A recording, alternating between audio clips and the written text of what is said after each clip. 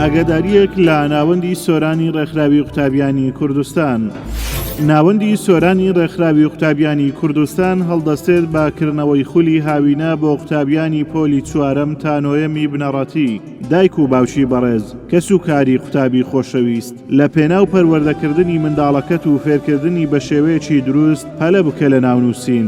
بابەتەکانی خول، وانەی زمان، زمانی ئینگلیزی، وانەی پەروەردەیی، فێرکردنی قورئانی پیرۆز، ئاداب، بنەماکانی ئیمان و ئیسلام، ژیاننامەی پێغەمبەر درودی خوای لەسەر بێت، چیرۆک، بابەتی تەرفیهی، فیلمی پەروەردەیی، پێشبڕچەی پرسیار و وەڵام و مەلەوانگە و یاری تێنس و تۆپی پێ. ناونووسین لە 36/2021 دەست پێ دەکات.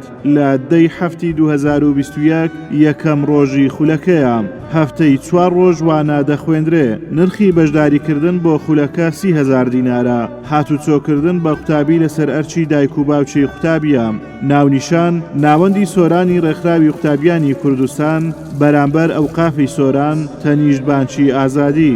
بۆ زانیاری زیاتر پەیوەندی بەم ژمارە تەلەفۆنانەوە بکەن 0750 469 8711 یان 0782 469 8711.